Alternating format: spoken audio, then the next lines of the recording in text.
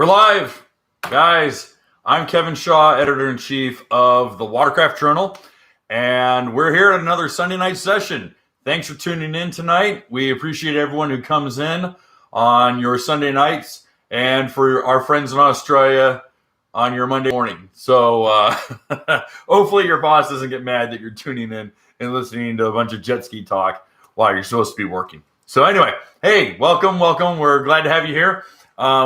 We got a lot to talk about. Christopher Stone comes in with a $51. Holy cow. Thank you very much. All right, let's make sure Christopher has a holy cow with a massive super chat. All right, I want to make sure we get to Christopher's questions because that's great. Christopher writes, "Come on, guys, tickle that like button and subscribe to this kick butt channel. Kevin, two buddies, and I are riding Center Hill Lake next Saturday, Sunday. Join us, and I'll buy you a Gatorade and a Slim Jim." It wouldn't let me send a message with super chat. By the way, you can call me Chris. All right, Chris. And let's get subscribers over to 15,000K. Well, I'll tell you what, guys, I got some information on that. My voice is still a little gone from being at Yamaha earlier this week and a lot of yelling, a lot of talking. I mean, I really wore myself out. But to your invitation, Chris, I will not be available this weekend. Our other magazine, Mopar Connection Magazine, is the only daily digital Mopar enthusiast. That's Dodge, Plymouth, Chrysler. The only Mopar enthusiast magazine. We are going to be at the Columbus, Ohio Mopar Nationals. It's held at National Trails Raceway in Hebron, Ohio. And I'm going to be there all weekend. So although I appreciate the invite, I simply will physically not be available. So thank you again. Maybe another time. But I definitely appreciate the invite. And we're not doing the big swag giveaway today, but all right, he just wrote back. Ordered my long hauler kit, having it custom. Good. I'm glad that they. I'm glad that we were able to get you set up for your custom kit. For those of you who don't know, I think this is a good opportunity to talk about it because Chris just bought one. Is that the Watercraft Journal offers what is called the Long Hauler Auxiliary Fuel System Kit. All right. The Long Hauler Auxiliary Fuel System Kit is a system that I spent about 1.5 years developing, and it is an auxiliary or backup fuel system that holds, legally, it says 12 gallons, but I've put in over 13.5 gallons into this system, and it holds it. And this big marine-grade fuel tank that we have, we custom developed a stainless steel and then black powder-coated rear rack that holds this big tank, and we plumb into, or we tap into, the factory. It's already there. You're not modifying. You're not cutting into your factory fuel system. But we cut into the factory vacuum air relief system. So all it does is it uses that fuel line to naturally vacuum or just siphon the fuel out of the backup kit, out of the backup tank, into your factory fuel cell, and it will supply your watercraft with an extra 13.5 gallons of fuel. Unfortunately, in 2012, Sea-Doo changed how their fuel delivery system worked. All right. And they went from an open loop fuel system to a closed loop fuel system. Kawasaki and Yamaha and pre-2012 Sea-Doos all have an open loop system, which is exactly what our kit works on. So if you have a Sea-Doo that is pre-2012, you can use our auxiliary fuel system kit. Any Kawasaki, besides a stand-up, and any Yamaha, besides a stand-up, you can use our auxiliary fuel system kit. We partnered with one of our advertisers, and that's cool PWC stuff out of South Carolina. and they manufacture our racks for us, and they're custom size. It's a custom cradle. But one of the benefits of working with cool PWC stuff is that you can, as Chris did, you can go and modify your rack so that you can have rod holders. You can put the Rotopacks jerry cans on the side of it. You can kit out that rack as much as you want. It's really, really cool. So the base system is available. In fact, I put the link up at the top of the super chats. We put the link up at the very, very top, and you can click the hyperlink, and that kit is the basic fuel system kit, and it's 9 pieces. It is the rack, it is the fuel tank, it is the fuel line, it is the brass fuel barb, it is the zip ties, and your factory system uses zip ties, so we're using zip ties, and the ratchet straps. We also give you all the instructions, and we throw in a couple stickers too. So you are really, really click it, you lazy. That's funny. So anyways, the auxiliary fuel system kit, that is the same system that I used last year to do 443 miles in one day. If you haven't seen that video, go check it out. I did it on the Kawasaki STX 160LX, and I kept it pinned wide open. I mean, white knuckle pinned wide open the entire time. So I was doing 58, 59 miles an hour. When the tanks were empty, I was doing about 60. And I'm a big guy. I'm 6'2" and 240 pounds. So a lighter weight person, a smaller person, will even get a little bit more speed out of that. But again, all of that is to say that for you guys who are long haulers, for you guys who go out and you ride hundreds of miles in a day, and you have whether you're supercharged or naturally aspirated, it does not matter. All Kawasaki's, all Yamahas, and all pre-2012 Sea-Doos can use the auxiliary fuel system kit, the long hauler auxiliary fuel system kit. We ate up a little bit of the added shipping costs. Unfortunately, 2020 and 2021 made shipping costs just bananas. And we tried to eat up a lot of that in the price so that we keep the shipping costs at a very flat rate. Unfortunately, international shipping is still a monster. Even going into Canada, it's like $250. And that's because of the coof and the beer bug and shutting down the border. Shipping is still kind of a nightmare. So there's not much I can really do about that. It just really blows. I was using the microfiber towel to wipe off stuff. Okay, sorry.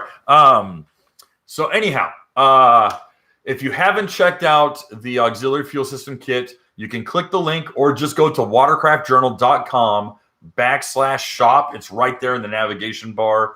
You can hit shop. You'll see it. It has all the details. If you go to the YouTube channel, we've done like 3 videos on it, including the tutorial on how to install it. You can see my 440. I say 440 because I round down because I frankly added about 2 miles to my route, 2.5 miles to my route. But technically 443 miles in one day on a Kawasaki using that system. And I beat the crap out of it. I mean, you can see I was in like 3-foot chop, beating the tar out of that ski, nearly lost a GoPro on it. But that system really does work. There have been some modifications to the Yamaha fuel system as of 2020. And I give you little specialized instructions. When you buy one, I personally email you. I want to find out what year, make, and model watercraft you have, because the rack will be slightly different and the turnbuckle length will be a little different. So we want to make sure that it is a perfect match for you. We've had some customers who didn't give us the right ski, and we gave them the wrong size turnbuckle, and within 4 or 5 days they had the right part. We just want to make sure that everyone has a very easy installation. And I'm going to say this, we had a 62 or 63 year old woman by herself, buy it and install it within about 20 minutes. And there's as is, you can put it on with zero cutting, zero drilling, and it is 100% reversible. So you can take it off, you can put it on. If you're going to just goof off one day on the water, you can take it off. It takes about 10 minutes to take it off and put it back on even less time. It's very, very easy. It's like deceptively easy. So go check out the video if you haven't seen it already. Check out the articles we've done on it. Please, please, please. If you're looking at doing long distance rides and you're just looking for mileage, this is so much better than having to wire in an electric fuel pump. It's so much better than having to carry a bunch of jerry cans and fuel cans and trying to fill up out in the middle of the ocean or in the middle of the lake. This is just demonstrably better. So guys, if you haven't really done it, does the auxiliary kit fit on the 2009 FZ Yamaha? Yes, it does. The only thing that I'm concerned with, Gordon, that's a very good question. The only thing that I'm concerned about is a lot of the FZRs did not have a rear tow eye. Some did in later years, but the FZSs did. Okay, and so if you don't have that rear metal tow eye, you have to get that tow eye kit, which is like $49, I think, through Green Hulk. So you're gonna want to double check that you have the tow eye, because it triangulates how it's mounted. It uses your factory tow eye, and it uses the back lip of your swim platform. Okay, it literally it C hooks right onto the platform. It has HydroTurf on the legs, and so it's not going to permanently mess up the carpet mat or the traction mat on the back. And it's going to put the turnbuckle on that metal toe eye right there. So you got to have the toe eye. Okay, great. So yeah, if you have the toe eye and it's a Yamaha Yamaha or Cowie or a pre-2012 Sea-Doo, it will work. We tried. I mean, honestly, I'm barely making any money off the damn thing. The cost of the rack, the cost of the materials, and getting it out to you, I'm really not making much money on it. So I think we have some customers who are literally here in the super chats. So yeah. How do you prevent water spots on your GoPros? Oh, okay. All right. I'll get to that one. That's coming back later. I thought you had a question about the kit. Okay. So had a big week this week. If you guys are on social media with me or Watercraft Journal, you'll see that I was at, oh, you've got a freebie. Yeah. You got a Steve freebie kit. That works great too. And that goes inside. That goes inside where the boopity boop, the screw top storage bin is underneath the back seat. Those are fantastic. They're all aluminum, really super trick, and it's the same sort of siphon system that Steve was using. So yeah, that will work perfect. Okay, so let me back up. This was a big week this week. And I and Jerry Gaddis and his son Greg Gaddis of Green Hulk Garage YouTube channel were the only media outlets to, well, no, Boating Industry was out there too, but he didn't do any video. He didn't do any photography. He just kind of rode the stuff. We were introduced to four models. All right. They did not bring out all 18 or 19 units. They did not lay out the whole thing, but they did have 4 units, 4 new models for us to test ride. I cannot contractually talk about these things until the 17th. That's my date, is August 17th. So until August 17th, I can't tell you that they changed the colors. I can't tell you that they changed this or changed that. I legally can't. That is because I want to be invited back, and I think everyone would rather have me not not burn my bridge with Yamaha. I already annoy the manufacturers enough already doing this stinking podcast, which, by the way, they watch. I actually had them quote myself to me on Monday night. They called me out on a couple things, which I thought was great. But although I cannot talk about the changes for 2012, wow, for 2022, I will say that I can't say a damn thing about it. I can't say a damn thing about it. Well, I will say that a lot of major concerns are addressed for one specific model line. And we've done videos about this concern with Yamahas. It's a common concern with Yamahas, and it is immeasurably, like almost overcorrection corrected, in a good way, not in a bad way. I'm very, very, very excited.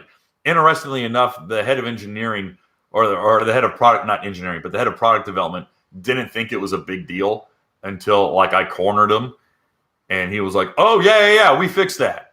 I didn't think it was a big deal." We're like, "It's a huge deal. I can't believe you buried that." So yeah, that I'm really, really excited for what I think you guys will be stoked. So August 17th, we'll have video, we'll have original content. I'm not one. The Watercraft Journal is not one. Everyone who works for me, we don't just regurgitate a press release. We don't just put up the picture and put up their press release and go, here's what Yamaha gave us. We actually will, because we get questions and we get back and forth and direct quotes, we write original content. We write original articles with original pictures and video. And it's going to be a mix of supplied studio photography and supplied lifestyle photography for the overall. We're going to do an overall introduction. That's going to be primarily all supplied photography and a little bit of supplied video, but I'll have my overview video, which will be of those 4 units and then everything else on the model lines. And then the 4 units that I got to test ride each have their own individual video that'll be coming out like every 10 days. So stay tuned for that. Well, Nick, that's a good question. He asked, what brand should we look forward at the most changes this year? Yamaha made changes I was not expecting. Yamaha made some major changes, some that I leaked in the last couple videos. You can go back and watch those. I can't reiterate them now because having put my hands on the new stuff, I can't reiterate what I leaked earlier, because what I leaked earlier, legally, I could say I didn't know better. I didn't know. But if I did it today, if I did it right now and said, "Oh yeah, remember when I talked about this change, and or I leaked this and I leaked this and I leaked this and I leaked this," I know now. All right, does that make sense? So now I'm liable. I'm contractually liable, so I can't reiterate a lot of the leaks that I talked about in previous videos. So welcome to the politics and the joy of of non-disclosure agreements. So go back to the previous ones. Yeah, go back to the previous ones, the previous videos. I still don't know exactly for Sea-Doo, and I haven't put my hands on the new Sea-Doos, and I haven't put my hands on the new Kawasaki's. So I still can't state. All I can say is Yamaha really impressed me on several of the changes that they made for this coming year. Enough that I have in previous communication, I have deterred people from making new purchases, because they're not. Although although it is important to state that I'm not a big fan of first-year technologies. I typically like that stuff to wait and to percolate a little bit over a year or two. The stuff that they're introducing is actually proven. It's like really hardcore proven tech because it's used on a lot of other products. So it's been tried and true for years on other stuff. So that way I'm actually really, really comfortable in saying you should buy 2022 if you're interested in it. So yeah, again, the 17th of this year, that is next Tuesday, not this Tuesday, but the following Tuesday. So there's that. And I think it's like at noon Eastern Standard Time, so it'll be 11 o'clock my time. Anyways, whew. They did mention we actually had some really good discussions. We had some really good conversations on the state of manufacturing and the state of what Yamaha wants to do going forward. And I can talk about that. That's not secret. That's not 11 herbs and spices. That's pretty good information, and it's really encouraging. Obviously, it's really hard for any company, it's really hard for any company to use the data that's been mined. It's really hard for any company to use the data that's been mined over 2021 or even 2020. So they're going to go back and they're going to look at 2019's numbers. They're going to look at their production. They're going to look at their satisfaction rate, order satisfaction, not customer satisfaction, although they do look at that. They're going to look at, did we meet these goals? Did we meet these production standards? Did we tick all these boxes? And in regards to 2019 and going forward in 2022, they had to obviously look at supply chain issues, shipping issues, satisfying pre-orders, satisfying orders from dealers, basically their fulfillments. And in doing so, they realized, all right, we got some changes to make, and we have some alterations that need to be done. First and foremost, supply chain. They have now put in to a lot of their contractual riders that they have outs, so that they're no longer contractually bound if a manufacturer, like, for example, one of their major suppliers was out of Texas. Texas had a major freeze, which not only killed electricity, but it also quite literally blew up a lot of the plumbing used to manufacture a lot of these plastics and rubbers. And they had to change out a lot of the plumbing. I kind of knew a little bit about that. They went into more detail. They were actually blowing lines. Blowing, foot diameter hose, not hoses, but actual hard steel plumbing, because the freezing and the expansion was blowing up a lot of these things. So they were stuck going, hey, listen, our supplier literally can't make anything, or he was only, instead of 4 vats, they had like 1 operating vat, and it was all these other things that just snowballed. So in that, Yamaha says, okay, we need to find secondary suppliers. In addition to that, they are heavily racking up what do we have on the shelf? What can we, it's a hair floating in front of me. They're looking at what do we have on the shelf and how can we expand that? So now they're actually pre-purchasing a lot more material and keeping it in storage in-house so that they can resupply their warehouses and pull from their warehouses rather than waiting for a shipment to come in. It's a lot of stuff that you go, oh, well, no, duh, that makes perfect sense. But in a large scale manufacturing, that's a lot of cost. And so they're looking at holding a lot more material, and that's a lot of cost. But it's better than what happened this year. So they're making that decision. Their staffing is back to 100% in manufacturing. So that's fantastic. They actually were very comfortable with their staffing. They said we've not had to replace a lot of our staffing with automation. Our staffing for manufacturing is still at good levels.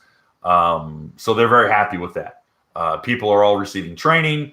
Everyone is pretty dialed in to their job when it comes to boat and watercraft manufacturing. In addition to that, they are looking at reducing a lot of there was a lot of overlap or a lot of delay time in offloading shipping containers, bringing it in, and then sending the shipping containers out. That was a big log jam. They've really streamlined that. One other thing which is absolutely impressive to me is two major changes in policy and how Yamaha is going to be operating.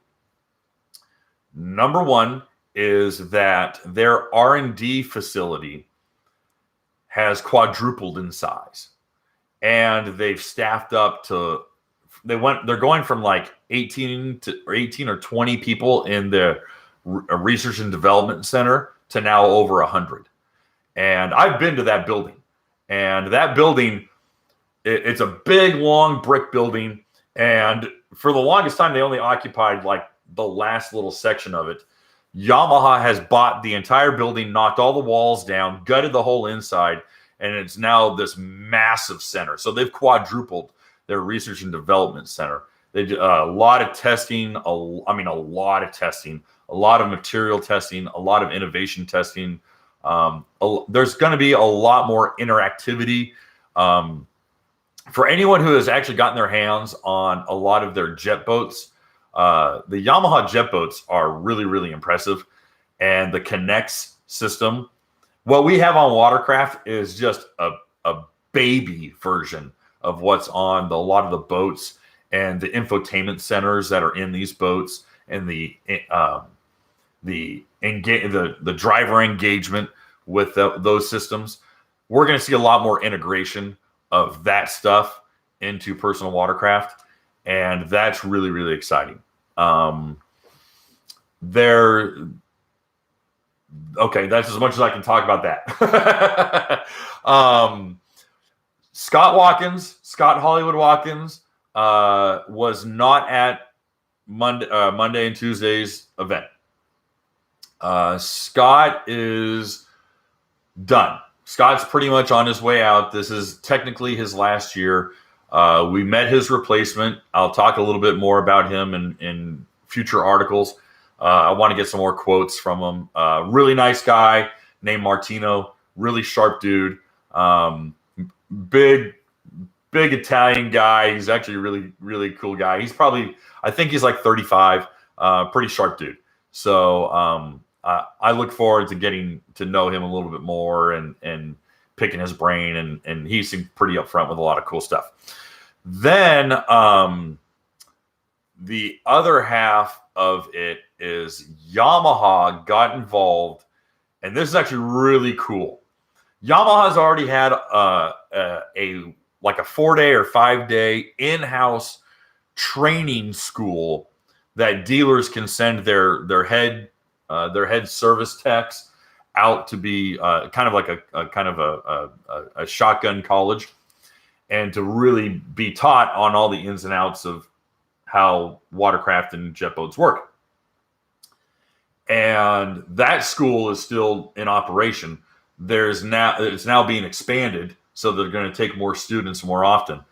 But Yamaha is now working with technical colleges throughout the US and Canada, and they will have their own curriculum at these technical colleges, so that 18, 19-year-old kids who don't want to get a bachelor's degree in Aztec poetry or lesbian artistic dance, they can actually get a real job and a really good paying job.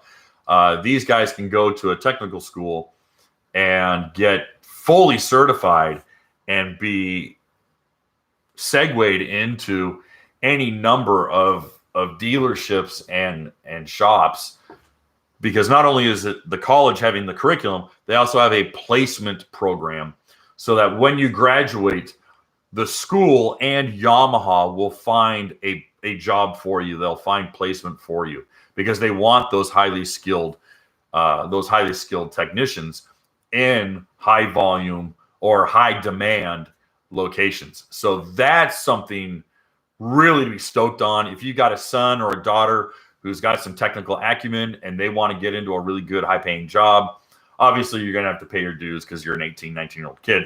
But with that level of schooling and that certification, they can pretty much write their own ticket.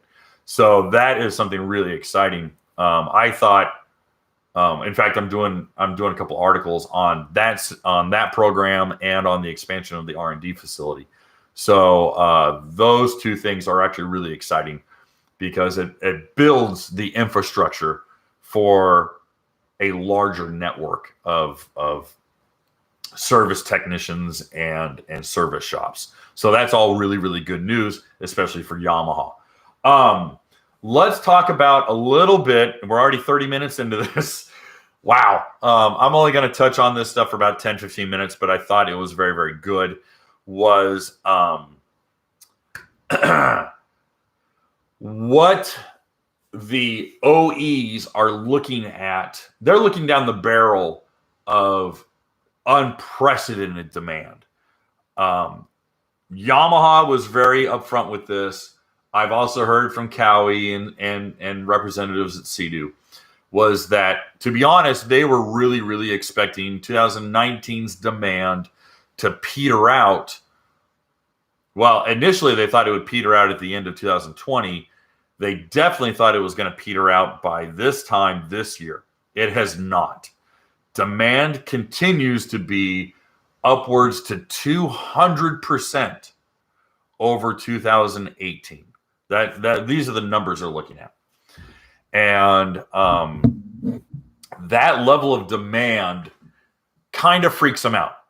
And the reason it freaks them out is because in a dealership, dealerships look at what kind of buyer do we have, what kind of budget do they have to play with, and where are they comfortable with a payment. So that's why you see a lot of dealers that have, that have old stock. They have last year's model, and they'll have the new year, they have the current year, and then they'll have last year's. So if a person comes in and says, hey, I'm really interested in an FX SVHO, and they go, well, to be honest, we got a lot of people in line for that SVHO right there. That's a $17,000 unit. And the guy goes, oh my gosh, that's a little too steep for what I was looking for. And the dealership would say, well, I'll tell you what, we got a trade-in on a 2015 SVHO. It's the previous platform. Let me show you that model. Oh, okay. And they go over and they'll go, what can I get that one for? Well, I can get it for 11, or I can get it for 10.5 or whatever.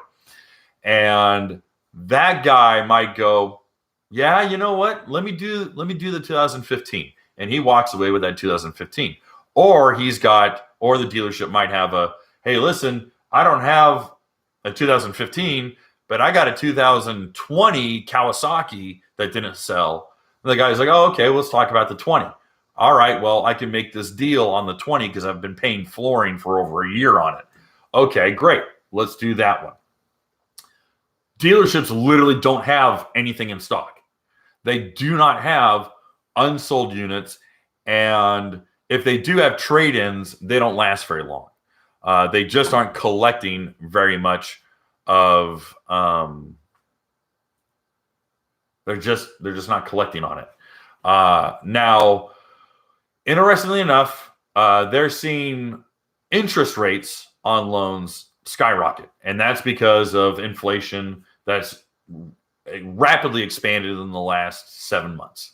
The inflation that has occurred in the last 7 months is making payments a little bit difficult. But what we're seeing is that people who were cash flush, who've relocated, we're seeing a lot of people who are selling homes out of California, New York, New Jersey. They're moving to more fiscally responsible states so they can come in, sell their $700,000 house out of Southern California, move to Texas, buy a larger home for half the cost, and now they're cash flush. They go, well, I'm going to buy some toys. So we're seeing the fallout from that. So because of a lot of relocation, not necessarily because the economy is doing good. The economy is not doing well. In fact, the job numbers are actually really bad. And job numbers not as far as new jobs created, but actual active in the workforce. Persons active in the workforce versus those who physically are capable of being active in the workforce are some of the worst numbers we've seen since probably 2015. But that gets into politics, and I'm just not here to talk politics. But right now, the manufacturers are looking at when will demand be satiated? When will this 200% demand finally kind of dwindle and mellow out? Right now, the projections are end of the season, U.S. season, so August, September of 2023. That's their projection.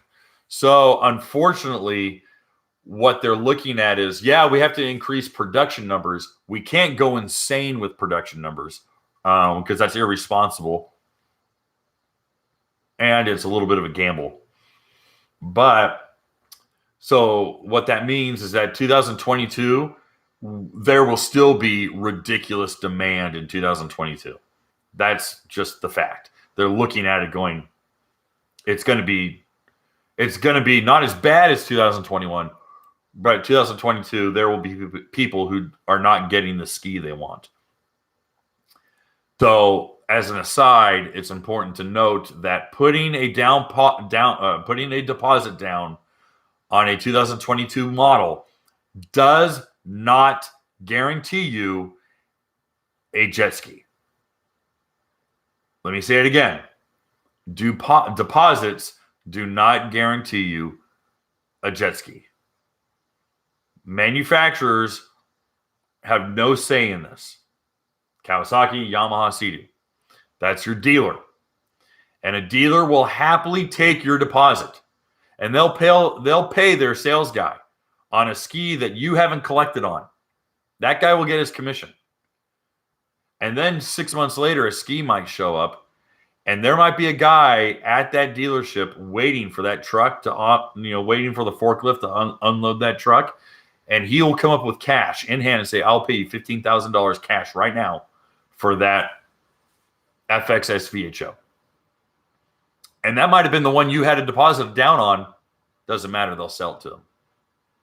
So, again, deposits do not guarantee you a ski. You need to be ready, cash in hand, probably with a bigger down than you would normally.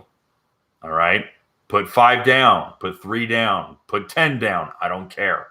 All right? Because someone else is going to swoop on you. It's hyper competitive. It is hyper competitive. It's the same way in the housing market.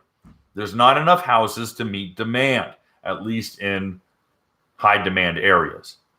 All right? Here in Tennessee, they're clawing each other's eyes out for houses because people want to live in Tennessee because we have no state income tax and we've got competitive property taxes, more land, and it's still a red state. So, anyway, to this point, they're looking at, we had a really good conversation about who's buying. The one thing that they did not tell us about was age groups. They're keeping that part close to their vest. But right now, they're reporting over 55% of new boat sales. These are the full-size jet boats, Yamaha jet boats, are going to first-time buyers, people who have never bought a boat before. All right? They're walking in there saying, I want a boat. Give me a boat. So, all right, buddy, I'll sell you a boat, but I don't think you know how to back that thing in. Doesn't matter. The guy's buying a boat. 60% of all new Yamaha Wave Runner sales are going to first-time buyers. That might mean, hey, listen, I've ridden jet skis before. I know my way around jet ski. I've just never owned one. Okay. You're a first-time buyer. Or, I've never been on one of those before. They sure look fun. I'll go buy a GP $1,800 SVHO. And that's kind of where they're looking at it. Yamaha will sell it to you. Yamaha will sell it to you. They'll sell it to the dealership. They'll sell it to the dealer. And it's up to the dealer to make that decision. But right now, 60% of all new water or Wave Runner sales are going to first-time buyers. What that means for you and me, if guys who are seasoned with gray in their beard and been on the water long enough to know, what that means is you're going to be sharing the water with a lot of new people who do not know what they're doing. I don't know a nice way of saying that. You're going to be on the water with a lot of people who do not know what they're doing. You're going to be at the boat ramp with a lot of people who do not know what they're doing. All right? It's a lot. It's a lot. So, what do we do? Well, we can be the good Ned Flanders Christian neighbor and say, hey, it looks like you're having a little bit of trouble there. You want me to help you back that thing in? Oh, yeah, man, that'd be great. No, I got it. It's cool. Whatever. Offer to help. All right? It's better to offer help than watch the guy make a terrible mistake and jackknife or sink the car. And then he might, if you're selfish, okay, he's going to block the whole launch ramp. Well, if you offer help and the guy accepts your help, you can get him in and out of that launch ramp and everyone can go ride and have a good day. So I strongly recommend taking the high road, being the good Samaritan, and offering help at the launch ramp. If you see someone struggling to unhook their, to take the straps off their ski and to get their life vest on, and it's a husband and a kid and a wife, and they're like, you can see, okay, this is going to end in a divorce if I don't help out. Jump in. Say, hey, guys, how you doing? My name's Kevin. I'm launching some skis, too. What do you guys got going on? Oh, we just bought this, GTI, and we wanted to take it out. Okay, great. Well, do you know about the break-in process? What? Do you need some help launching it? Yeah, I really need some help launching it. Well, you got a rope to tie it up? No. Well, that's okay. I got an extra. Let me tie it up, but I want my rope back. Whatever. Help them out. Okay? Give them a positive experience. And here's why I say it's on us, all right? Why the onus is on us is because the dealerships aren't doing it. The dealerships, this is something that Yamaha, the brass at Yamaha and I were talking about, was that there used to be a policy, especially with boat purchases, where they would take the boat to the launch ramp with the customer and show them how to launch it, show them how to pull it up to a dock, and all the different features on it, on the water. They do a walkthrough, and they would literally have a guy or two on staff whose sole job was to meet the customer at the launch ramp and to walk them through this. Such a person does not really exist for Watercraft. I know Cycle Springs does it to a degree, if you ask for it. But very few dealerships do this. And now we're getting into scary territory because we have so many new people on the water. So, that being said, Yamaha is trying to make an incentive program for dealerships to be a little bit more hands-on and provide some tutorial work, a little bit of a tutorial walk around with its customers. Hopefully that goes across the board and dealers start doing that because they take a value in the customer experience. We'll see. But until that really happens, I think it's on us. And I know it sucks. And we just want to go out on the water and we want to do our own thing. But if we want the jet ski community to be strong and we want some informed riders and informed boaters out there, I think it's going to take us to do it. Don't expect them to just know. They aren't going to know. They aren't going to know. A lot of people didn't have a dad who was a boater who was like, all right, kid, let me show you how to do this. They're not. We're now in the third generation of the highest percentage of single parent children now being adults. So, I don't know what else to tell you. I learned from my dad. I know a lot of you guys had granddads that took you out took you out fishing, took you out to the lake. But we got a lot of guys who simply, a lot of men and women who simply did not have the parent to teach them how to operate any of these machines. And that's sad. So I think I do it. I try to do it. I try to be a helping hand at the launch ramp. So if you can, a rope is called a line in Marine talk. Yes, but guess what? They're not going to know. Say, hey, do you have a dock line? What's a dock line? Do you have a rope? Nope. All right, well, let me help you out. So, but thank you, Dana. I appreciate that. So again, famous words, YouTube it. They're not gonna. Or if they do YouTube it, Jason, they're gonna YouTube it at the launch ramp. And they're gonna be sitting there going, what do I do? What do I do? And there's going to be a line of 8 cars behind them ready to go. So again, I think it's on us, guys. I really do. It's on us. We need to be the ones to help out. And you know what? You might make a friend. Not to be sassy about it. All right. Well, that's really what I had to talk about because I think that was the biggest thing in regards to what the market is doing, who the buying audience is, and changes within Yamaha that are really going to bear some very good fruit in the future. Pretty excited about that one. I'm really excited about the certification and training curriculum that's going to be at a lot of technical colleges. I think that's a really, really good thing.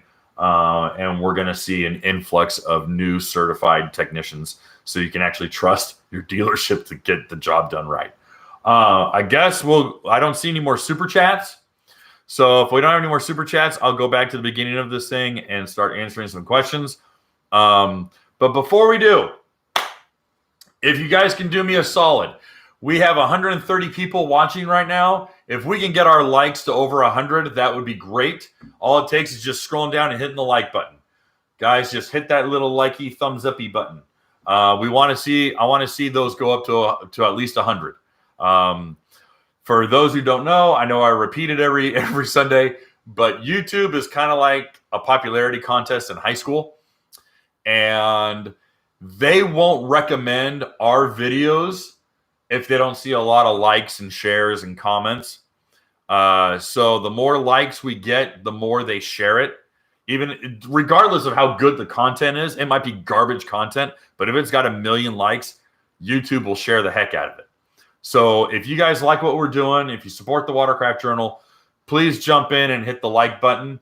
And please, if you haven't already, hit the subscribe button because we produce 6 videos a week. We have some pretty cool stuff coming up. Belly Buster Ride is finally going through final edit. It's been a hard week. And then I have everything ready for almost everything ready for the 2022 Yamaha launch, which will again be on the 17th. And hey, just in case anyone wanted to see, the 2022 Sea-Doos come out this Wednesday. Before I get to go put my hands on them, they're doing the big dealer digital virtual release, and that's happening. I think it's like 2 p.m. Eastern Standard Time this Wednesday on the 11th. So unfortunately, I'm not going to have anything ready in time besides an article which will come out either that afternoon or midnight for the next day. I don't know what I really want to do. But because I haven't put my hands on anything, it's kind of disingenuous to do an article saying, ooh, this is great, ooh, this is awesome, when I haven't seen it in person. It might be made out of paper mache for all I know. I'm joking. But anyway, that is going to be the big release on the 11th, this Wednesday. This coming Wednesday is the 22 Sea-Doos. And the week after that is the 22 Yamahas with original content, hands-on stuff. So, guys, let's get the likes up to 100. I'm going to scroll up to check out what we got. All right. We answered Chris. And thank you again for the invitation. I'm sorry I won't be able to be there. All right. All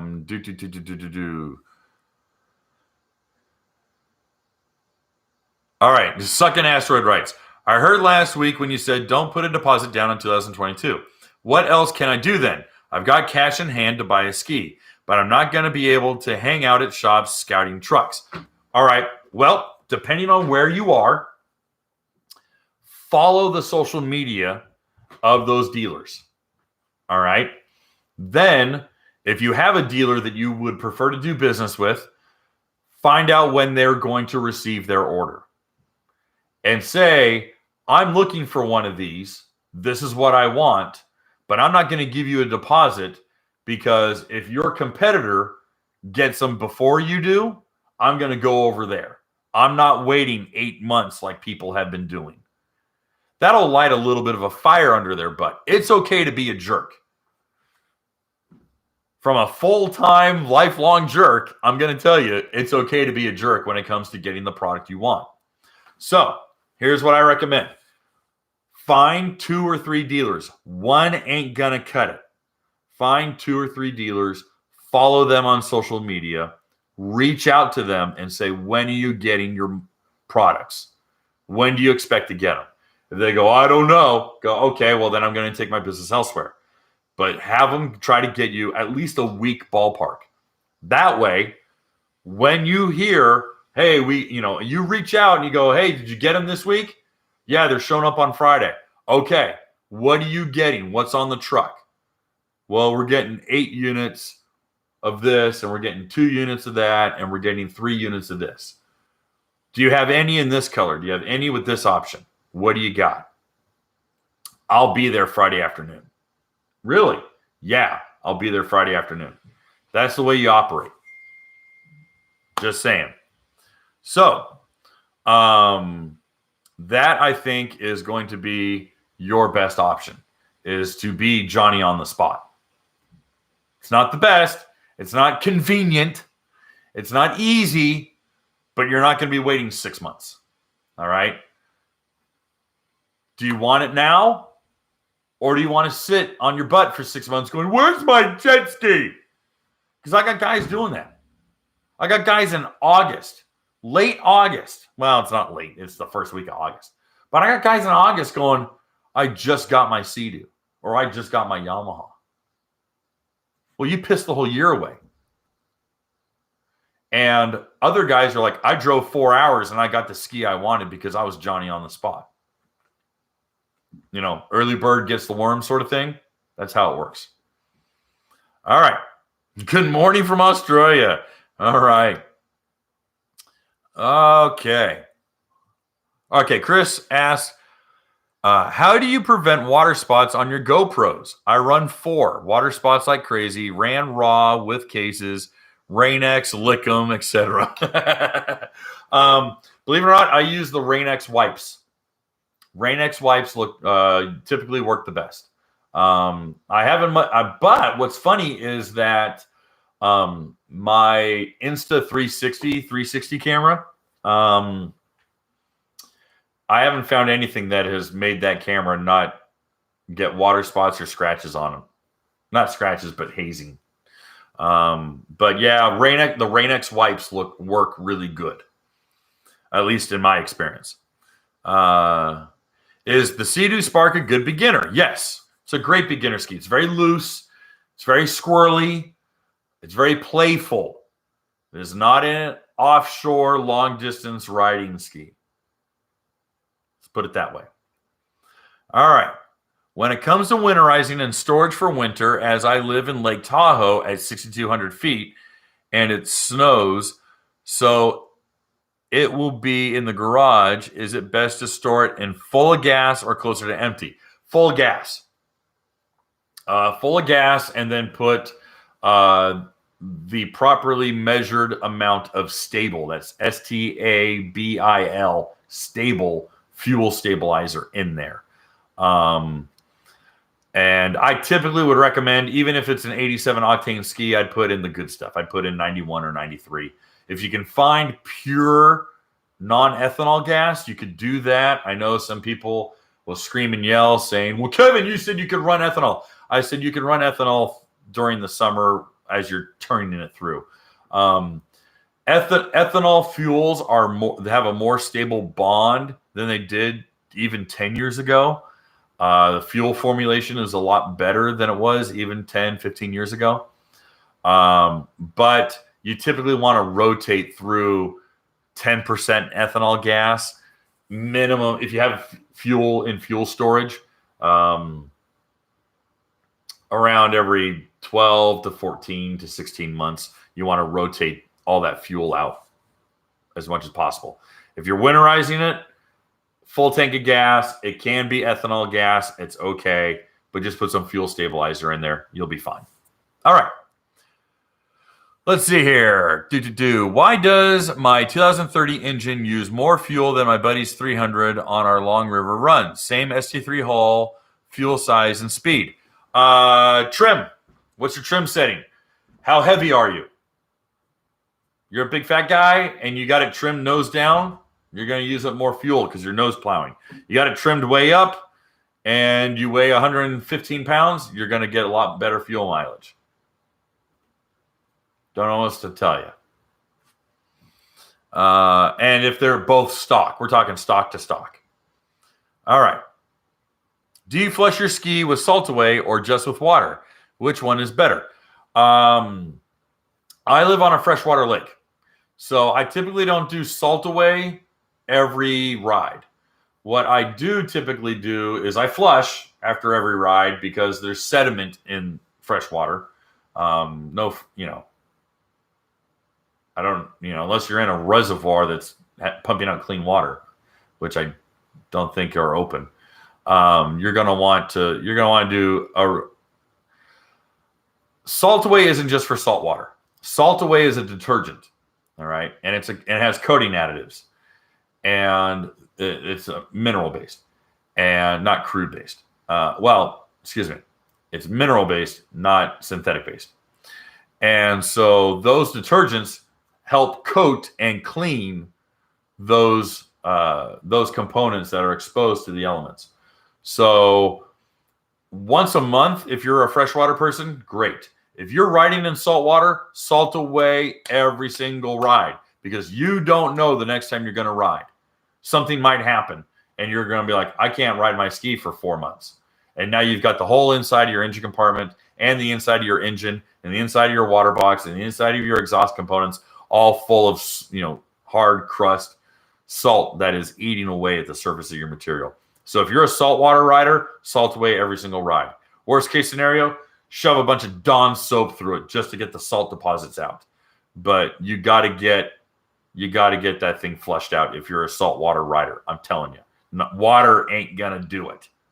Salt water eats skis alive. All right. What brand should we look at for most changes this year? I don't know. Still pretty excited about Kawasaki's Ultras. All right. Talking with my dealer. If I wait for the 2022, more than likely it won't arrive till next year, sometime based on the delays from the last 2 years. They look to be on schedule, if not about 3 weeks behind. So typically on schedule is right around boat show season. So beginning of December all the way through March. All right. All right, Kevin. Thank you for the great, consistent content. Got my 2021 GPR final tuned and took it out today. My 14-year-old daughter piloted it 84 miles an hour. I would not have put my 14-year-old daughter on an 84-mile-an-hour ski. I really wouldn't have done that. But that's just me. I'm not you. Your daughter might be a savant. I don't know. I know I wouldn't. All right. Edward writes, I am a first-time buyer in Florida, 30 years old. I bought a VX Cruiser HO with audio 2021. Edward, that's a great ski. I ride the Courtney Campbell. Okay. Go Bucks. All right. Well, definitely do salt away. Definitely stay on your service, Edward, and do not ever start your engine in shallow water. Push it out at least 3 feet deep. At least minimum 3 feet deep. If you're an average sized man, that's about crotch deep. All right. Push it out till you're at your belt line and then climb up. Then start your engine. Or go out to your crotch deep and then push it, take a couple steps, and jump on so it floats out further and then start your engine. Why? Because your Sea-Doo has a carbon seal instead of a sealed bearing where the impeller shaft goes through the hull. The carbon seal, even though it's been redesigned and even though there's better materials, is still the weakest link on that ski. So, what do you need to do? You need to make sure you're not getting any sort of sand or sediment embedded and impregnated in that carbon seal, or it's going to wear out prematurely and that ski could sink or take on water really fast. So please, no shallow water starts. Okay. Let's move on. What's up, Kevin? I swear by Royal Purple lubricants. Is it okay to use Royal Purple 1040 motor oil in my GPR SVHO? No. No, it's not. I was sponsored by Royal Purple. Don't. First, the weight's wrong. Wrong weight. Second of all, it's fully synthetic, and Yamalube is a poly blend. All right, it's a crude synth poly blend. You need something with the same viscosity, not weight. Viscosity and weight are two totally different things. We could go into it. Actually, I kind of went into it in other videos, so I'd rather have the views on those videos. But guys, viscosity and weight are two totally different things. First, that's the wrong weight. Second of all, super wrong viscosity. All right, you'll hurt the supercharger. You'll hurt parts on it. All right. Michael, we own a CNC machining business, and we are starting to buy much more material in bulk and hold it in inventory until needed because it is so hard to come by in a timely manner. Oh my gosh. And the cost of raw material right now, I mean, my material rack in my garage is barren. Well, not barren. I got like a couple sheets of flat stock. But yeah, I'm telling you, I'm sorry, man. Machine shops and CNC shops, fabrication shops, you guys are just getting murdered on the cost of materials right now. Anyone who says the economy is banging, they don't understand what goes into manufacturing. They don't understand what goes into these industries because it's not. You guys are paying through the nose. Cost of plywood is still stupid. It's gone down a hair, but it's still stupid. Things are still rough. Same thing with my business. My Taiwan suppliers are running dry. I'm bulking up. Did over a year. Saved our A. Yamaha has priced out those jet boats from the normal blue collar workers. Tons of jet boats are over 40 grand. Yeah, unfortunately, but the demand for more bells and whistles is there. So that is a little tough. That's a little tough. To Cliff's comment, no, that's not good news. That's bad news. Oh, we got a super chat. Thinking of doing the 8300 Riva tune on my 2020 RX PX. I have the SCOM already. Is it worth the money? Oh, well, certainly. Yeah, certainly. As long as you're outside of warranty and you don't mind voiding your warranty, totally. Go with the reflash of the 8300. You're going to be producing a real 300 horsepower at that time because the ski only makes 300 horsepower when it's at 8060 RPM. So that's number one. Throttle response is killer. That tune is a really, really successful tune on the Yamaha. So Ross, I would definitely jump on that one if you got it. And okay, here's the other super chat from Scott. Put a gasket on the front compartment of the 2021 VX Cruiser HO like you suggested last week.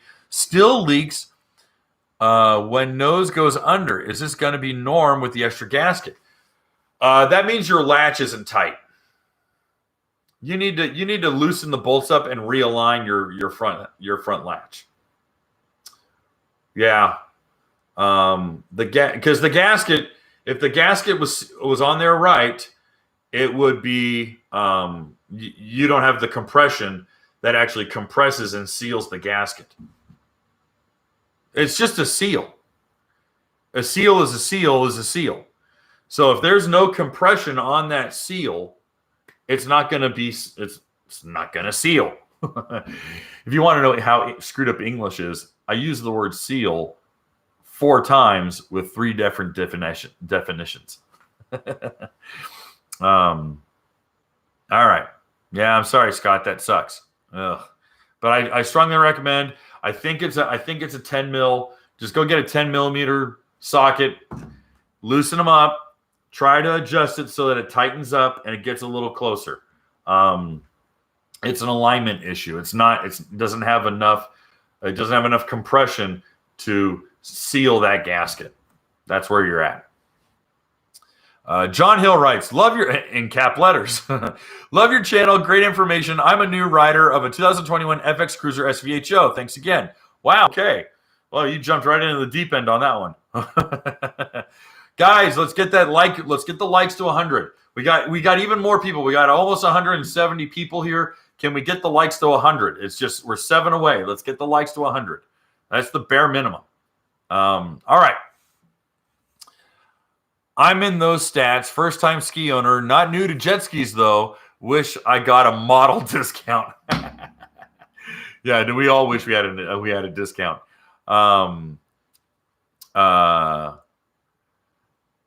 Interest rates are still ridiculously low. It depends on your credit and it depends on your financing. Not so much when it comes to new vehicle purchasing. Michael Shortino writes, just donating to support the channel. But you are totally correct. Our material costs in the last year are up 300%. So don't be surprised when that trickles down to the end products in the near future. Oh, guaranteed. Guaranteed. Yeah. You'd be foolish not to. Yeah. For sure. All right. Let's keep going. Same thing in the tool and die shop. Buying in bulk is the only way we can keep jobs out in time. Wait time on materials horrendous. Oh, guys, I'm sorry to hear this. All right. Kevin is dead on. Okay, Jason writes, Kevin is dead right on. My dealer I bought previously 3 skis from tried to keep my deposit and not deliver my 21 GPR in blue. Again, deposits don't guarantee you skis. Sorry. I know that. Oh, hey, speaking of which, all you chowderheads who made me go out and make the Don't Be an Asshole shirt, I made it, and we've sold 1. You guys all voted for it. I made it that night, and I put the link at the top. Don't Be an Asshole is on the store right now. So all you guys who asked for that shirt and didn't buy it, you're all assholes. So you definitely need to get the shirt. I delivered. You asked for it, and I delivered. So I'm going to rub your nose in it. All right. Have you ever heard of Nielsen's in Lakeville, Illinois? That is where I bought mine, and I get all SVC done there, all service done there. Everyone says they are one of the few that still have integrity. I've heard of Nielsen's. Yes, I've heard of Nielsen's. They've been around for a long time. They're a high-volume dealer. They do really, really good work from what I have heard. Let's see here. Sounds incredibly unethical. Dealer, look, guys, we don't live in ethical times. Are you kidding me? We aren't living in ethical times. I want to get political, but I'm not gonna. All right. Kevin, my dealership, not sure if I should chat their name, honored my deposit, though someone walked in with cash for my ski.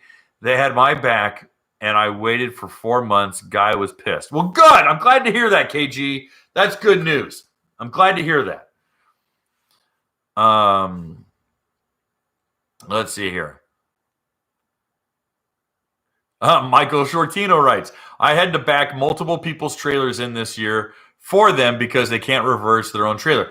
Again, I did a video about learning. If you're a first-time buyer and you're not comfortable backing a trailer in, I strongly recommend going to a very large empty parking lot, like a Walmart parking lot or an industrial parking lot on a weekend, and finding a spot,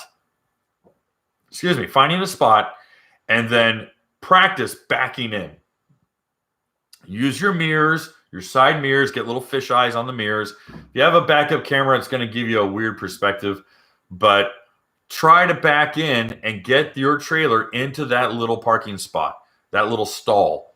Practice it. Move out, move around, drive around from different angles. Just give yourself a half an hour of practice on that one. You're going to feel 10 times more confident backing your trailer in off of a launch ramp after you've done that for about 20, 30 minutes. Guys, I'm telling you, very simple trick to do. Go buy yourself a Frosty at Wendy's as a reward, like your dad used to when you had a learner's permit, and just learn how to back your trailer in. All right. Did we get another super chat? We did. Jason writes, we got a super chat from James. James Davidson writes, Kevin, my wife has a 2021 VX Limited. I let her run my 2021 GPS VHO. Now she likes it. What are your thoughts on GPHO? Because I think the SVHO is too insane for her. Well, I would actually stay with the VX, but go with VX Cruiser HO. It's the engine of the GPHO, but it is the thicker hull. All right, and it has more insulation. The reason why, because there is a difference in material. All right, the GPs use the Nano XL2, and the VXs are using Nano XL1. Nano XL1 is thicker. It absorbs more of the chatter. It absorbs more of the harmonic. It absorbs more of the vibration. So you're not feeling it up through the footwells, through the handlebars, through the seat. It's a lot more forgiving.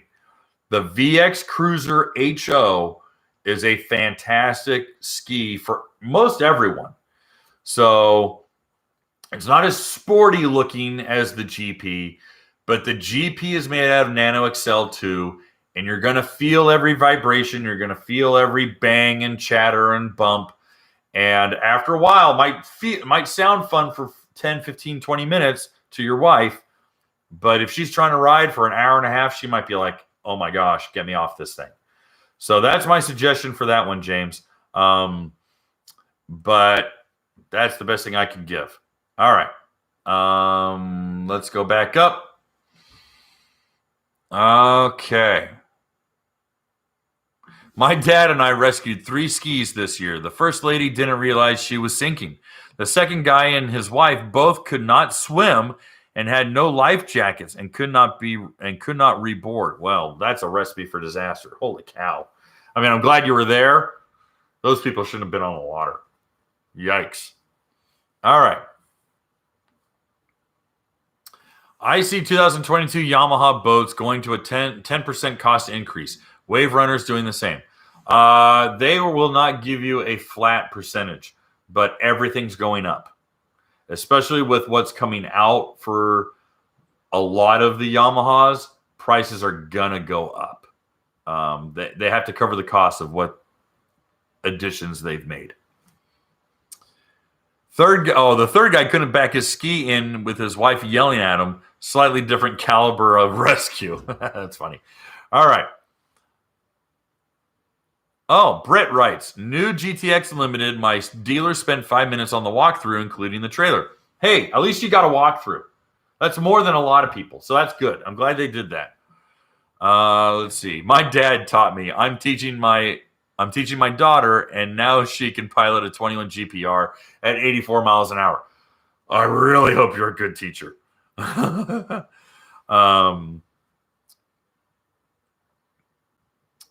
Let's see here. Hey, Kevin, just tuning in, and you are completely right. I live in Columbus, and there's a bunch of first-time buyers here, and they'll try to run you over. Well, I mean, again, it's a little scary, so you really got to keep your head on a swivel. Really keep your head on a swivel. Just watch out for everyone else. It's like being a motorcycle rider on the freeway. You're not worried about you. You're worried about every idiot around you. Oh, wow. We're already at 117 likes. Great. Thank you, guys. Appreciate it. All right. Carlos writes, do you think we could see Yamaha, Sea-Doo, or Kawasaki coming out with an electric PWC sooner than later? 3 to 5 years or later than 5 years? Sea-Doo will be the first one. Sea-Doo already has an operational GTI, and the conversations that we've had and kind of exploring this, this technology, it's not the motors that are the problem. They can make a watertight sealed electric motor. That's not a problem. It's battery life, because no one wants to fork out $20,000 or $15,000 for a electric wave runner or electric jet ski that has a 35-minute runtime. It's not going to sell. People want to ride for longer than 35 minutes or even 45 minutes.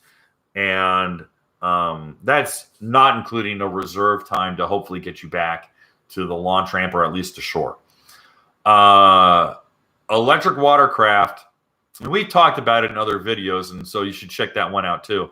The GTI E or the E GTI, whatever they want to call it, because it's going to have an E and it's going to be a GTI.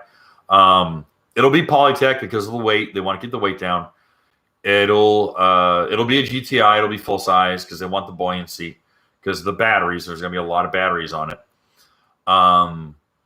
There will likely be a 2-gear, a high and a low, or a gear splitter, so that the electric motor won't have to work so hard to spin the impeller at 7,000 RPM or 8,000 RPM.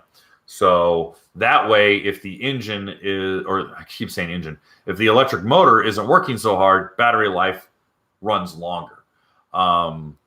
Load will be pretty much the same. I know there was concern about load on the motor, but the gear splitter on that will likely make that a moot point. All that being said, I still give it 5 years minimum. That's really kind of what I might be way wrong, and might be 3 years from now, but I pretty much give it 5 years before we see the GTI E. Ironically enough, Yamaha was the first with the four-stroke Watercraft. It's just that Sea-Doo got their press release out sooner, but Yamaha had their vehicle out first. Anyway, it's just kind of a fun story. Okay. Kevin, do you and or OEs feel the YouTube and Instagram social media contributors have helped the bump in first-time buyers? All media helps. All right. All media helps. Forums, YouTube, Instagram, Facebook. I don't see any monetary value in Instagram, and I know I'm in the wrong on that one. I'm a cranky old man when it comes to that. But social media has helped. And the way social media has helped, especially because of the last 2 years, is that people can't do the things they want to do. Their states are shutting them down. Travel has been shut down. Amusement parks have been shut down. And then all of a sudden they see their friends out there on a jet ski having a good time. They go, well, how much is a jet ski? Well, I want to do that. That looks like fun. I can do that. And so they go out. They go out and they buy a brand new Wave Runner or a brand new Sea-Doo or a brand new Cowie. And that has helped out a lot. That and trends happen in waves. You know, it happens in waves. You know, we were looking at the mid-90s, and now we're in the early 2020s, and it's gone bonkers. But then early 2000s, it was pretty strong. So probably every 10 to 15 years, you get a big surge in jet ski appeal. So figure that one out. All right. Money talks, cash screams. That's right. Okay. What's up with all those folks getting their vehicles submerged on the ramps, launching their PWCs, especially pickup trucks? Must your vehicle be a 4x4? No, it must not. It doesn't have to be a 4x4. But you should probably engage your freaking e-brake and don't deep launch your ski if you're a two-wheel drive truck. It's okay to shallow launch your ski and just push it a little bit. Everyone deep launches their trailer and the ski is completely floating. You don't need to do that. It can still be on the bunks and you can just squeak it off the bunks and get off. That's easy. That's not a big deal. That's not a deal breaker. But no one's teaching them how to launch their watercraft. All right.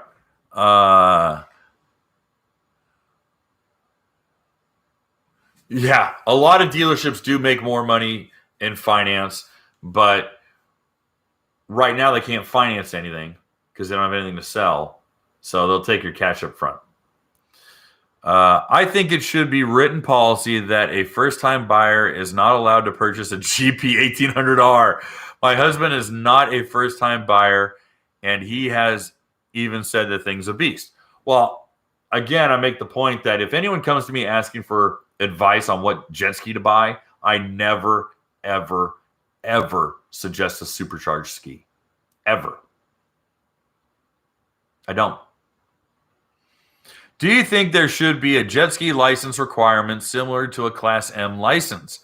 If there was a license system, do you think the Coast Guard would let manufacturers take speed limiters off? No and no.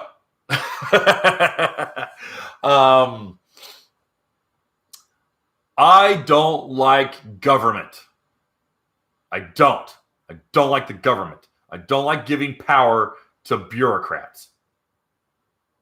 Because we know the minute that any person or most people get any inkling of power, they try to push it further.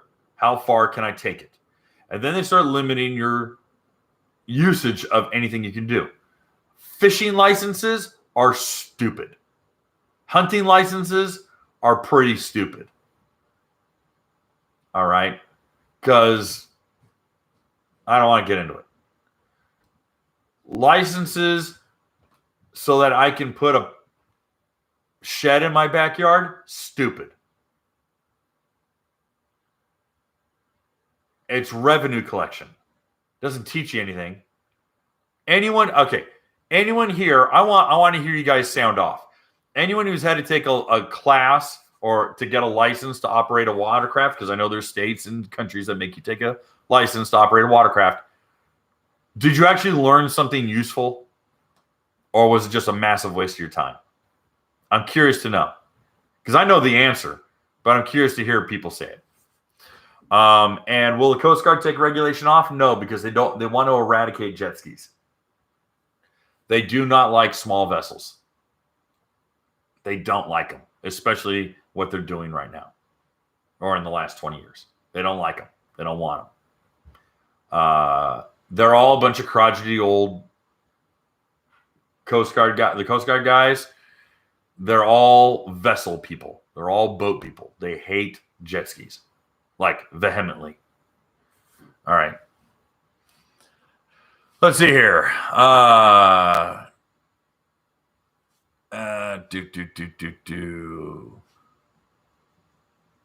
Levi asks, what about water spots on skis? Mine are 3 weeks old and I can't get the water spots off. White vinegar. I tried white vinegar. Looks way better. You keep doing it. Put some elbow grease in it. If not, go get a orbital buffer and get some cleaning wax and sit there with an orbital buffer and don't burn your decals off.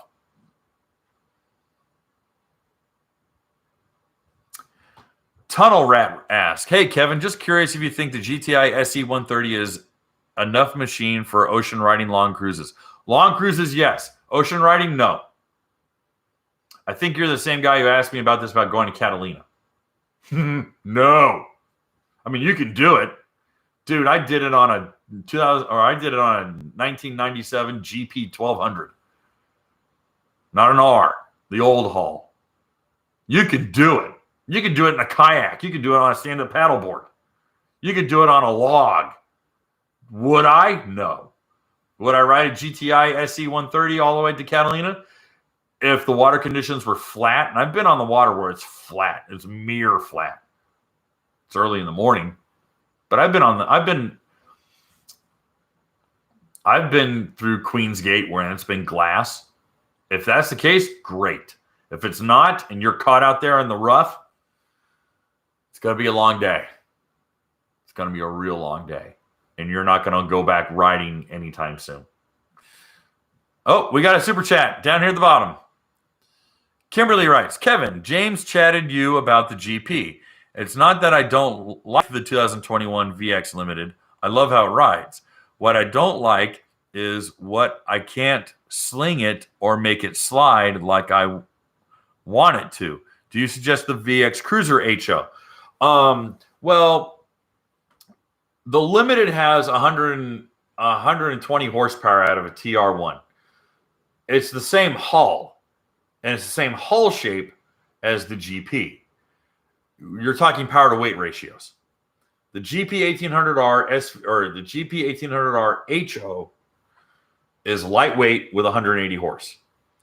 The VX Cruiser HO has 180 horse, but it's slightly heavier. That's for comfort of riding. If you want to break the tail loose and whip it around and just be rowdy as hell, go get a GP HO. Totally. Yeah, that'd be great. Kimberly, if that's what you're looking for, then you want to sling it around and just be really racy and goofy, then a GP HO would totally do that.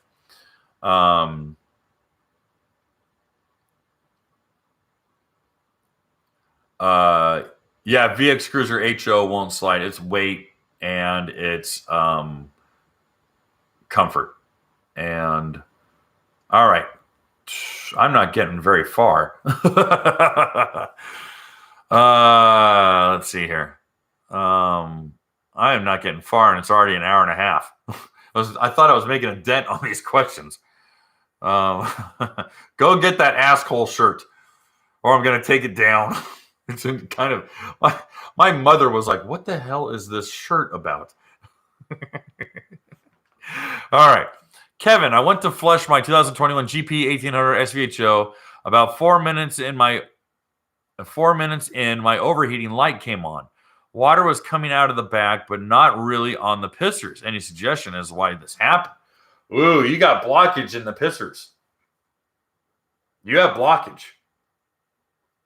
First, take your seat off. Make sure that you don't have a leak, because you might have popped the cooling hose. Number one. Number two, put it on the trailer on a quiet day where there's not a line. Keep the front bow eye still hooked up to your trailer. Take your seat off, fire it up on the trailer, and bring the RPM up to about 2,000, and make sure your pissers are spitting water out. All right? You want to flush it out in the water, because it's going to do it regardless. Yamaha is, if you got the hose hooked up, unless your water pressure on your hose was crap, I mean, that is a possibility. You know, if your wife was running the dishwasher and you had a load of laundry in the washing machine, the water pressure in the house might be low.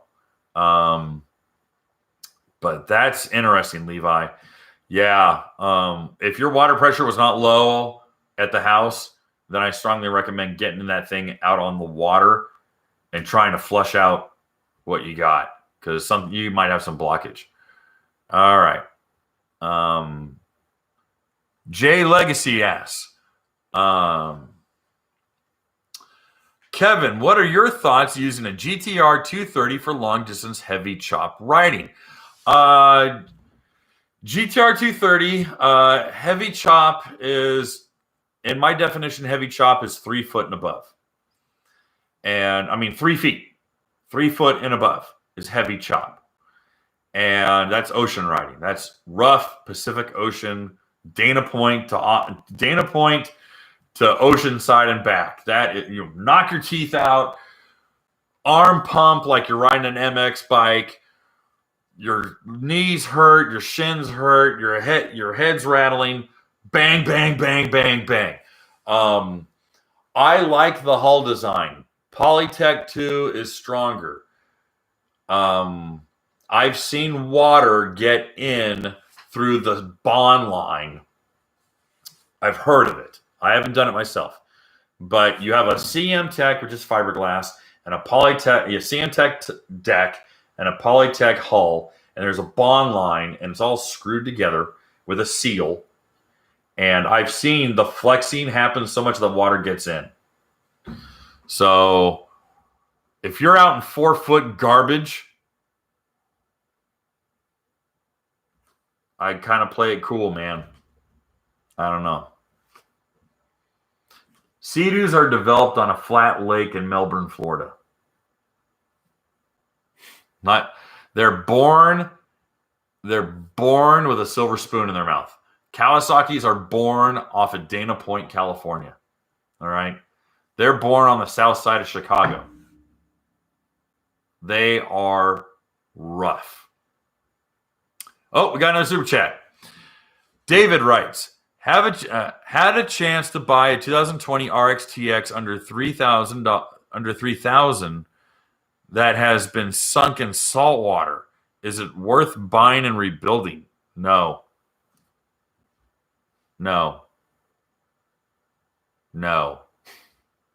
Run away.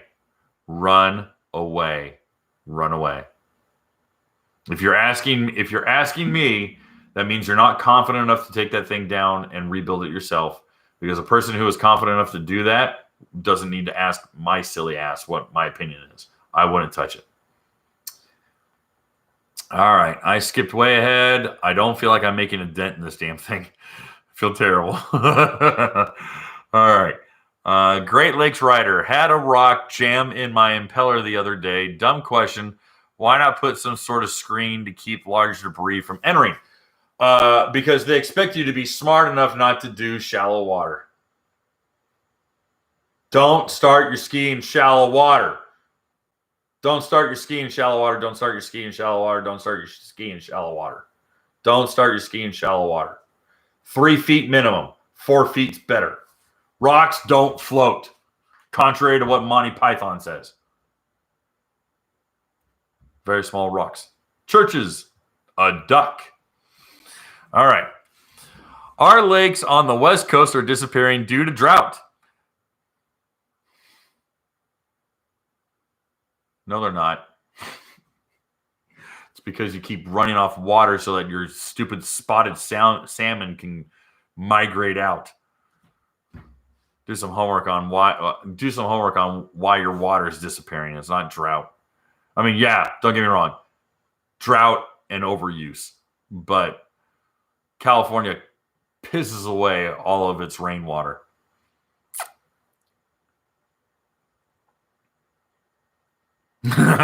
Chris, he called you all out on the Asshole shirt. Yes, that's right. Buy that shirt. You asked for it, assholes. All right. Keeping the Wave Runner upright, how much water is normal to be in the hull after 2 hours of riding? An inch. Inch of water. Not much. An inch is a lot. I mean, stick your finger all the way in. If it's that much water, it's not going to hurt it. All right. Put a deposit on a 2021 model GP SVHO back in October. Never came in. I came across a 2020 FX SVHO with about 10 hours on it at a dealership with a 4-year warranty included. Paid cash, $16,700 out the door. Boom! Look who's not lying. All right. Think about ordering a Superjet this week or next.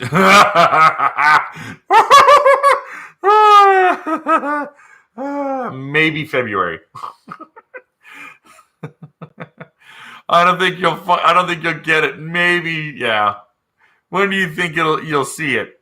Maybe March.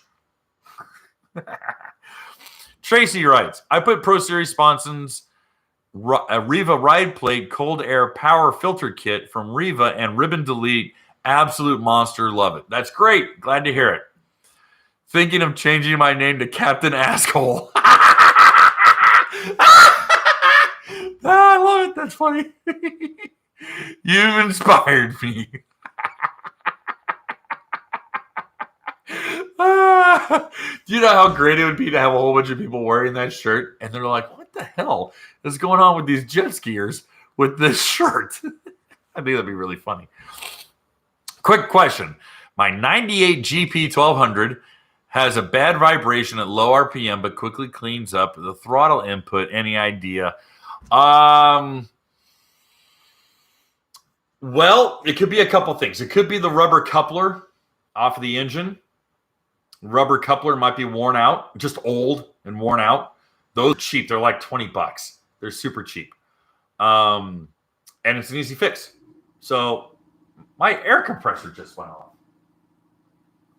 I left my air compressor on all day today. I got to remember to turn that off. Remind me to turn the air compressor off. It might be the rubber coupler. It's a little goofy little asterisk looking thing.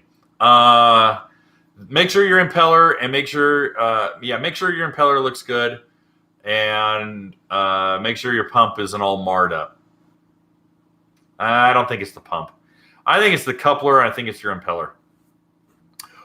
That or your ignition might be missing. But if it clears up, rats. I wonder if because you're carbureted, you might have a low signal. Now the question is it running rough like a vibration, or is it running rough like the engine isn't getting enough fuel and the air bleeds aren't right? We'll have to get into some carburetor tech. Okay. All right. 161 people watching and only 8 likes. Talk about assholes. I'm liking that this is taking off. I kind of want this to become something big. He's saying motor mount. Okay, yeah, a motor mount might, yeah. But no, because at speed, that motor mount would be heinous. All right. Sucking Asteroid writes, is the vibration in the hull different between the Nano 1 FXHO hull, Nano 2 FX SVHO, just as pronounced as the difference between the VX and the GP?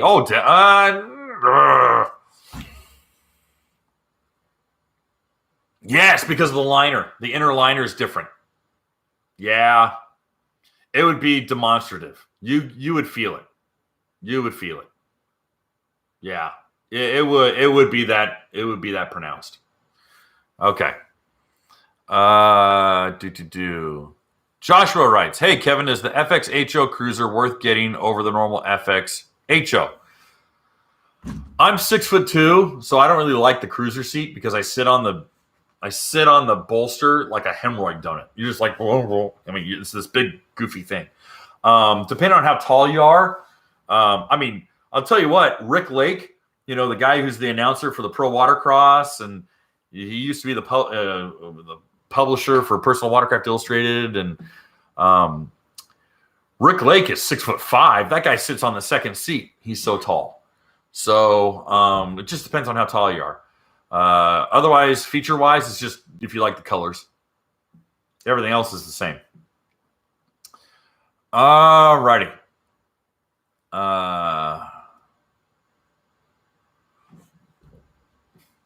Martin writes, after rebuilding my jet pump 3 times on my RXPX with a new wear ring, I cringe if it looks shallow. I have installed a stainless ring this year. Hope to have made the right choice. Yeah, I think you'll enjoy, I mean, especially if you've chewed through that many wear rings, that means that you've just been in so much shallow. You've been riding in shallow water, man. I'm begging you to stop. Okay.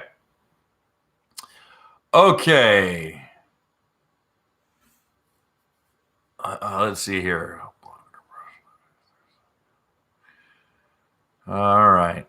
I think we got a little bit of a conversation going on, so I'm trying to skip ahead of all this. Absolute BS. I learned nothing. He's talking about the license class that he had to take. I live in California.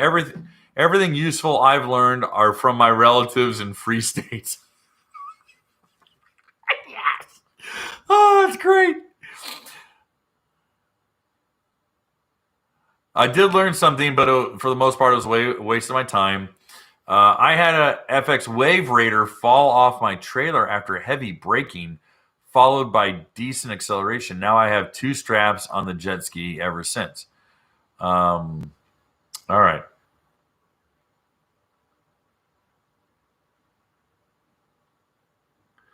Chris writes, sorry for another question. Why do certain communities not want watercraft around like in the Keys? Is it because so many rude illegal riders? Yeah. There's 30 years of bad, 40 years of bad PR. People on stand-ups jumping and hitting boats. They're noisy. The 2-strokes are noisy. There's just a lot of curmudgeons. And there's a lot of knuckleheads who do bad things and misrepresent the community. And then there's just a lot of curmudgeons who got an axe to grind. Unfortunately, that just, we have to undo that bad PR. And the way to undo that bad PR is to kind of be overly friendly and do the wave and smile, help people back their trailers in, be thoughtful and help out in that sense. Just kind of make the extra effort. I actually was out with Sea-Doo one time riding, and one of the Canadians came up to me and goes, "You are easily one of the friendliest riders." He's like, "You wave at every boat, and you've helped other people, and you when there's so like kids being towed on a raft, you give them all this room." And I go, "Well, yeah, because I was a teenager and didn't do those things, and all of us have made a lot of mistakes, and I'm trying to fix a little bit of the perception of jet skiers." So that's the idea. All right.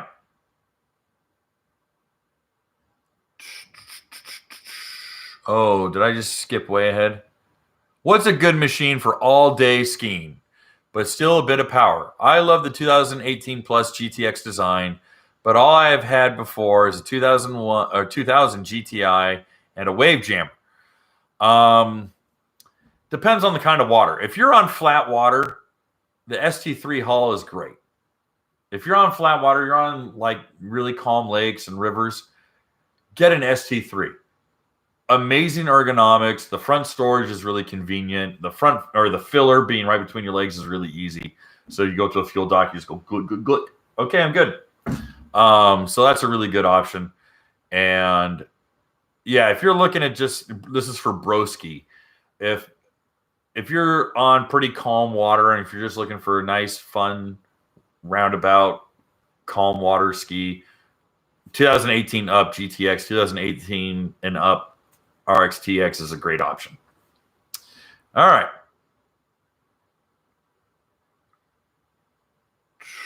$35 boat license, couple hours on a laptop. All I learned is red light return, red right return.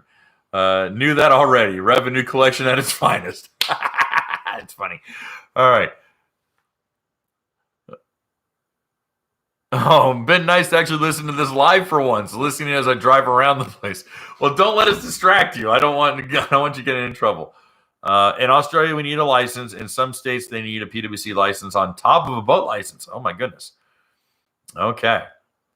Do you think the new 2022 Kawasaki Performance model will be able to reach close to 80 miles an hour with a reflash? No. Well, okay. Let's have this conversation. All right. 7 years ago, the guys at VTech Tuned got a bone stock 310 LX, that was the unit they had, to run 79.4 miles per hour. But the tune was enough that the pistons were going to let go. Because for the first 3 years of the 310 model, the pistons were a hyper-eutectic, which is basically a compressed metal powder piston. Not a nice forged piston. It was this really crappy pressed hyper-eutectic piston. I think it was 2018 model, they went back to the 300 piston, which is it's a cast piston, but it's a better piston. No, is it forged? Is it a cast piston? I think it's a cast piston. My goodness, I'm brain farting on that one. Anyway, 2018 and up, they went to a better piston. For the first few years of the 310, they had a pretty lousy piston. And that's a big problem when you start producing insane amounts of boost. And out of the box, that ski makes 16.7 or 16.8 PSI, which is a lot of boost. It's literally double what the stock CD makes. Anyways, VTech went bananas and went 79 on a box stock ski besides this tune. K-Speed, knowing what those pistons were able to take, they really brought it down with the pump wedge and intake grate and their tune. They were doing 79. And I think they were spinning it at 8,300. I think that was it. They were doing 70. No, they were doing 77 at 80, 81. I want to say that was right. When you get into 80 miles an hour, you're at 7 or 80 at 80 miles an hour, you're getting into 8,300 RPM. And my understanding is that with the new ride plate from K-Speed, the intake grate from K-Speed, a 109 millimeter wheel, and a new tune, it'll do 80. The question is getting the hull out of the water, because there's a lot of hull, there's a lot of draft, there's a lot of boat in the water under the water line. The ride plate helps get that nose up and helps get the attitude of the ski out of the water. Less drag, less draft. And it'll be impressive to see. I know the guys at K-Speed are really, really hammering on it, but they're not going to know. They're really not going to have any answers until that unit hits the water. So that's a tough one. Do you have a preference? Do you have a preference and impellers, Solus versus other brands? Solus is really good, and Solus is working hand in glove with Riva's team, Jesus Garcia, and those guys. So Solus has the means to make really custom impellers. Guys, by the way, at 2 o'clock, at 2 hours, I'm cutting out. I got so many questions. I don't think I could be here for 3 hours with all these questions. But I think I'm going to check out at 2 hours. So I got 10 more minutes. Solus has the means to produce pretty custom applications and to produce some really good product. Impros has not really shown interest in the full-size runabout. I mean, they have some stuff. I shouldn't say that. But their bread and butter is really stand-up stuff. I'd like to see more out of Impros when it comes to that. Same story with Scat Track. I really got to give it to Impros on this one. Wow. I really got to give it to Solus on this one. Solus is the one working more actively when it comes to performance runabouts. All right.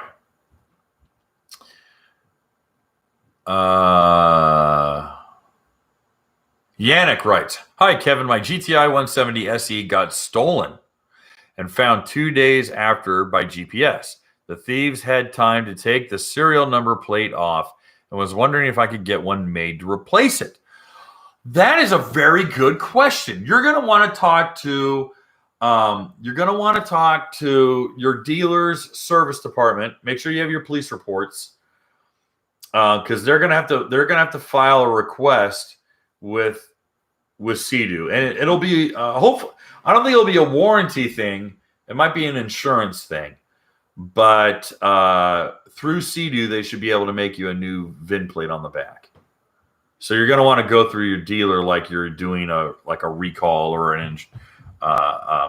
a warranty sort of claim. All right. How long can you keep a GTI SE at full throttle downriver or up before you have to give it a break? Until it blows up. I don't know. I'll tell you what, I ran that Cowie at full throttle for 10 hours. As long as there was cold water going through it, it was happy. As long as it had fuel, air, and cold water going through it, it was happy. I didn't hurt it. No ski made now will hit 80 with just a tune. That's not true. It's not true. It's not true.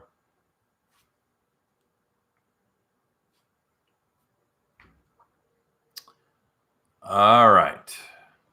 Zach writes, "I also learned nothing in the PWC course. Flight school was the only place where I learned anything from government-mandated instruction. Even then, there are still people who are unsafe and rude." All right. Speaking of 310, okay, Christopher, boy, Chris. I think I made a new friend. All right, Chris. Speaking of 310, I have such a huge question about trim, but I was going to research Watercraft Journal this week and see if I can find it on my own. If not, next week, you're going to get a massive questions from me. Dude, please watch the whole video that I did. It was like an hour and a half, and you've been hanging out this time, so I know you can listen to my voice for ungodly amounts of time. I did a whole story or whole video on offshore hulls and hull design, and I talk about trim, and I talk about that trim is not the solver. You got to change the actual watercraft attitude. Okay. Okay, so that's not hurting it. You'll be fine. You'll be fine on your GTI 170. You'll be great. You shouldn't hurt it at all. A Tesla plaid ski. Yeah, oh boy. Here's the problem with that.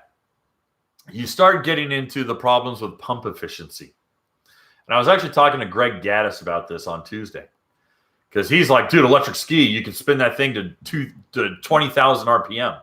I go, yeah, here's the problem. You run into pump efficiency problems because at what point does the molecular bond of the water break apart and it become basically gas? It becomes just foamy gas blowing out of the pump. It no longer is water, and it's turned into pure cavitation, and you're just pushing cavitated, aerated water and gas out of the back of that pump. You lose thrust. So you have to find the right pump efficiency and maintain that RPM. Because if you've got the pump and the stator and the impeller and the right size pump cone, so that at 10,000 RPM you're producing, an ungodly amount of thrust, well, then you want to maintain that 10,000 RPM throughout the curve. And that's when you start getting a transmission that runs from low gear to gear splitting overdrive. And that way that electric motor can, regardless of the RPM the electric motor is spinning at, the output shaft is always spinning 10 grand. Does that make sense? So that was the conversation we were having. Still waiting on Yamaha FX SVHO Limited that I ordered last November 3rd. Do you think I'll ever get it? Ed.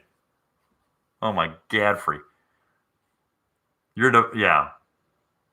Paris is right. Your deposit's gone, dude. That is an awful, awful thing. Can someone else buy an asshole shirt besides me? All of you should be buying asshole shirts. You asked for it. All right. How do RC jet boats use high RPMs? They seem to do well in that range. Weight of ski is over the physics of water for thrust. Okay, that's a very good question. Okay, because an RC ski has no weight, and so the heat and the friction of that little propeller on the back of an RC boat can be spinning, and the water isn't losing its integrity. We get, with a heavier ski with a rider on it, we get into the physics of the integrity of the water breaking apart. So that's the biggest thing. How long will it take to get an EX Sport? Are there any available right now? Not sure. Captain Awesome, any thoughts on a Lucky 13 pump cone on RXPX 300? The Lucky pump cone is really good for drag racing. It's not ideal for closed course, buoy course, accelerate, chop, drop, and roll. All right. Chop the throttle, drop the nose, roll into the throttle as you go rolling into the corner. That's how you corner on an RXP. And the Lucky pump cone is designed to take up a lot of that volume inside of the Venturi nozzle, so that you have less volume and you have a faster running surface. That's ideal for drag racing. That's not ideal for closed course racing. So unfortunately, the adjust-a-thrust still seems like the coolest idea for me, but I haven't seen it in practice when it comes to closed course racing. All right, guys, it is time for me to sign out. So we got a lot of questions, but we got some more questions coming in, but unfortunately, I am done for today. So, guys, thank you very much. We were able to have a pretty good conversation.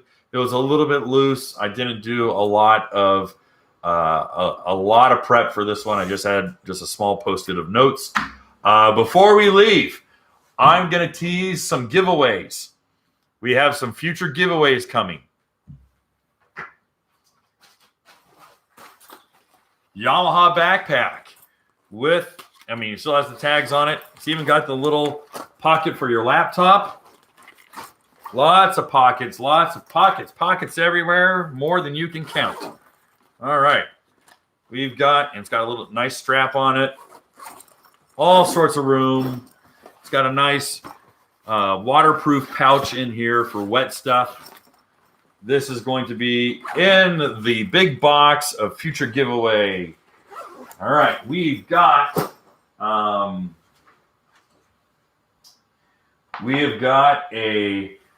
Yamaha snapback hat. It's not a flex fit with the GP 1800 on it. All right. We've got an HT Moto backpack that hasn't even been opened yet. Also with a nice rubberized handle on the top. This is actually really, really cool. Very excited about that one. I got a whole bunch of HydroTurf stickers. I got just gobs of them. And then I've got this really cool retro, it's a Yamaha shirt, but it's like one of those cool fit ones with the original blaster on it. The original B1 Wave Blaster on it. This is really cool. I'm not going to wear it. It will not be on me, but I will give this one away. These are all for future giveaway days when we do big giveaways. So we've got, don't forget the air compressor. Thank you. But that is just stuff for future giveaways. It's been 2 hours, so I'm going to, I have the red Honda one. Okay, cool. All right, guys, we're signing out for tonight. Please subscribe to the Watercraft Journal, both the YouTube channel and to the newsletter at watercraftjournal.com/subscribe. Go check out the auxiliary fuel system kit. If you have a Yamaha, any Yamaha besides the stand-up, any Kawasaki besides the stand-up, or any pre-2012 Sea-Doo, the auxiliary fuel system kit will work for your watercraft and add another 13.5 gallons of fuel capacity that automatically feeds into your watercraft. It will just expand your riding day by 60%. That is something really, really cool. And it's offered nowhere else. So go check out the auxiliary fuel system kit sold exclusively through the Watercraft Journal. Go buy an, if you asked for an asshole shirt, you better freaking buy it. Buy that shirt. Anyway, guys, thanks again. We're done for tonight. We'll talk soon.